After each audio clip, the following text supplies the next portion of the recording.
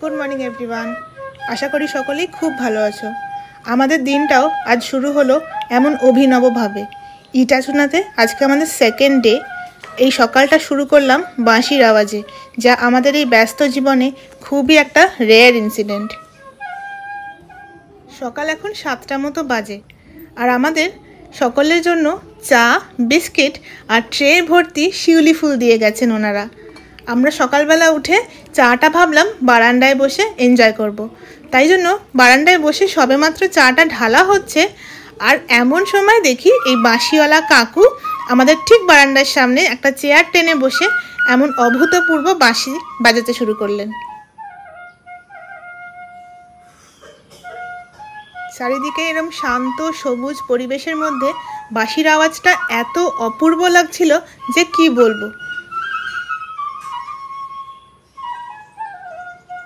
এরপর আস্তে আস্তে আমরা রেডি হয়ে নিয়ে চলে আসলাম ব্রেকফাস্ট টেবিলে।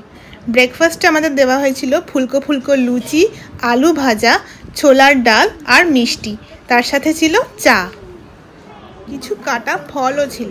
তবে এগুলো সব ফিক্সড মেনু, হয় রুটি নয় লুচি, আর তার সাথে অপশানগুলো সমস্ত ফিক্সড। আমাদের পাশে একটি বাচ্চা ছিল যার জন্য ওরা বেগুন ভাজা বা ভেন্ডি ভাজা চাইছিল, কিন্তু সেগুলো পাওয়া যাবে না।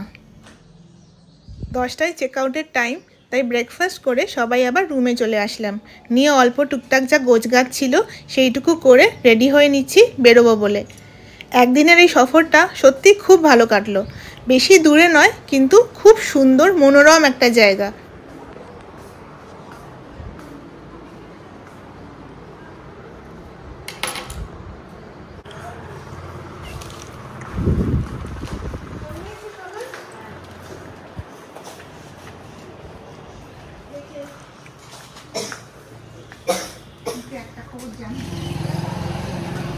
রাজবাড়ি থেকে বেরিয়েই ঠিক গেটের উল্টো দিকে এক বহু প্রাচীন শিব মন্দির আছে। তবে আগেরবার যখন এসেছিলাম এর থেকে অবস্থা অনেক ভালো ছিল। এখন দেখলাম প্রচুর অযত্নের ছাপ, চতুর্দিকে আগাছা মেনটেন্ড হয় না, সেটা দেখেই বোঝা যায়।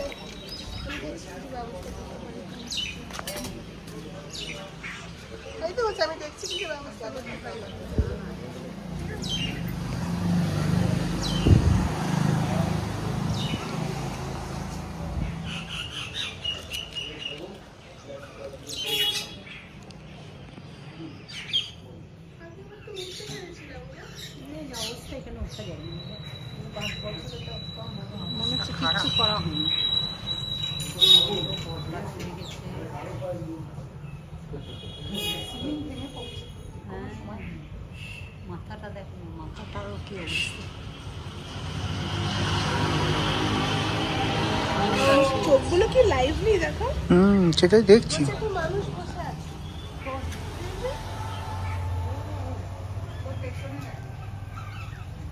এই দেখো, এই ভিডিওতে দেখো তাহলে ভালো করে দেখতে পাবে।